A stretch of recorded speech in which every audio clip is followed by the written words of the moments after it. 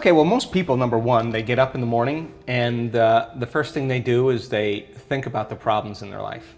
And those problems are memories from the past. So the moment they think about their problems, they're thinking in the past, right? Every one of those problems has an emotion attached to them. So they start feeling unhappy or unworthy or whatever. And how you think and how you feel is your state of being. So most people's entire state of being is in the past when they start the day.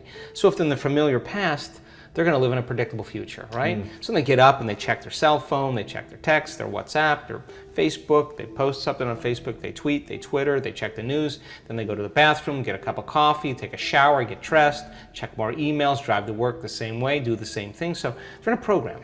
They've actually lost their free will to the program. Wow. So if you start your day, and you start your day with this simple question: what is the greatest ideal of myself that I can be today? You ask yourself that question. And now listen, your body's gonna go like, well, we gotta get a cup of coffee and you gotta tired, I'm tired, yeah. and you gotta go, body, you're not the mind, I'm the mind right now. You're gonna sit here, I'm gonna feed you, you're gonna get your coffee, you're gonna do all those things, but right now, this is my time. You're gonna obey me, right? So now, the body's no longer the mind, you're the mind. And so when it wants to get up and you become aware of it, and return back to the present moment, every time you do that's a victory. Wow. And you're changing some aspect of yourself. So then, ask yourself, I do this all the time, write down 4 thoughts that you're gonna stay conscious of the whole day. I can't, it's too hard. You'd be surprised the moment you become conscious of what those thoughts are, how unconscious you've been to them all day, Right. For weeks on end.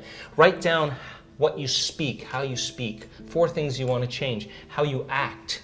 How do you act? Do you complain? Do you blame? Do you make excuses? Do you feel sorry for yourself? That's a victim consciousness. What emotions do you live by? Is it possible that you're so used to living by guilt you don't even know it's guilt, it just feels like you? Do you allow your energy to drop? Become conscious of those states of mind and body and review them and say, this is the old self. Then say, what thoughts do I want to fire and wire in my brain? And start firing and wiring and start feeling it. What behaviors will I demonstrate today? What choices will I make? One day, one lifetime. And just like you did, rehearse them.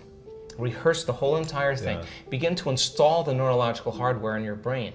And if you keep installing it, the hardware is going to become a software program and you're going to start thinking and acting that way. And then here's the tough part. Can you teach your body emotionally what your future is going to feel like before it's made manifest?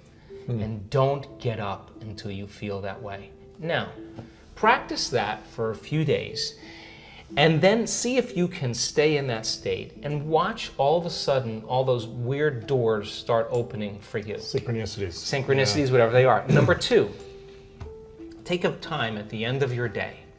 The end of your day before you lay down and give thanks for your life and feel gratitude. And really teach your body what it feels like. The emotional signature of gratitude. When gratitude means you're getting something. If I give you something that's of value, you would say thank you because you would feel it, right?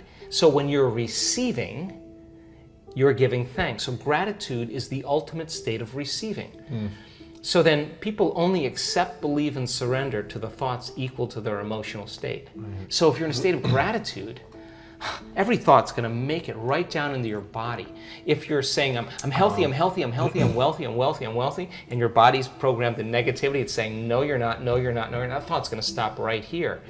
So as you elevate your state, there are about 1,200 different chemical reactions that go on in the body that begin to restore and repair the body in a state of gratitude.